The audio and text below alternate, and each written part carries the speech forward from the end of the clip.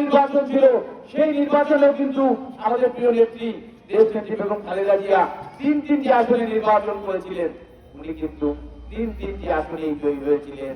এই জন্যই আমাদের প্রিয় নেত্রী সবসময় বলেন, দেশের বাইরে আমার বন্ধু আছে, দেশের বাইরে আমার কোনো ঠিকানা নেই।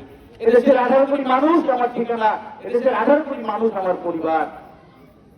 এ কারণেই উনি কিন্তু কখনোই দেশ বিরোধী কোন চক্রান্ত, দেশ বিরোধী কোন ষড়যন্ত্র বা দেশ বিরোধী কোন কর্মকাণ্ডের সাথে উনি কখনোই যুক্ত হন নেই।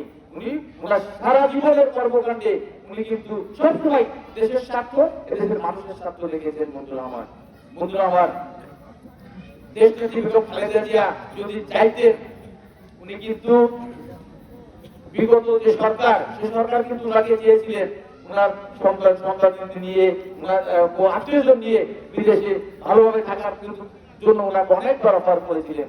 উনি কিন্তু কখনোই সেই অফারে রাজি হয়নি। বন্ধুরা আমার, আমি আমার বক্তব্য বাড়াবো না, এখনই আজান দিয়ে দিলেন। আমি শুধু আপনাদের উদ্দেশ্যে বলতে চাই, আমাদের এই আসন, আমাদের এই নির্বাচনী এলাকা বা আমাদের এই গোপালগঞ্জের মানুষ বিগত দিনে আপনারা একটি বিশেষ দলকে তারা যা না চেয়েছে তার থেকে অনেক কিছু বেশি দিয়েছে। এবার তারা নিষিদ্ধ সংগঠন, এবার তারা কোনোভাবে নির্বাচনে অংশগ্রহণ করতে পারছেন না। তাদের যে প্রতীক, সেই প্রতীক এবার নির্বাচনে থাকছে না।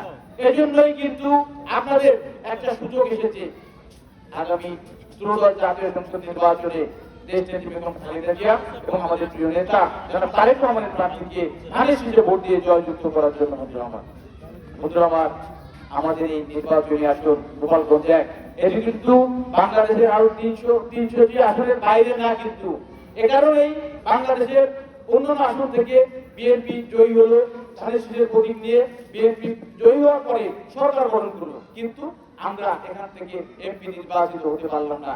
এতে কিন্তু আমরা আমাদের ভাগ্যের কোনো উন্নয়ন করতে পারবো না, এদেশের মানুষের কিন্তু ভাগ্যের কোনো উন্নয়ন করতে পারবো না, আমাদের উত্তরাধিকারের জন্য কিন্তু কোনো উন্নয়ন করতে পারবো না।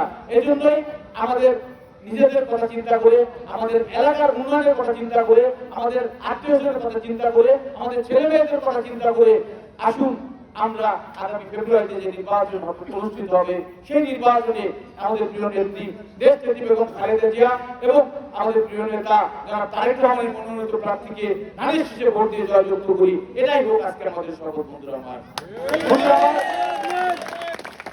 আপনারা যদি এই সুযোগটি হেলায় নষ্ট করেন, সত্যি আমরা কিন্তু অবহেলিত হয়ে যাব, আমরা কিন্তু নিগৃহীত হয়ে যাব, আমরা কিন্তু বসিরপুরের মানুষ কিন্তু আর উন্নয়নের কোন ছোঁয়া পাবো না। বন্ধুরা আমার, এই জন্যই আমি আপনাদের এলাকার স্বার্থে, আপনাদের সকলের স্বার্থে আসুন আমরা সকল ভেদাভেদ ভুলে গিয়ে আগামীতে ধানের শীষের প্রার্থীকে ভোট দিয়ে জয়ী করি। বন্ধুরা আমার, সবাই ভালো থাকবেন, সুস্থ থাকবেন।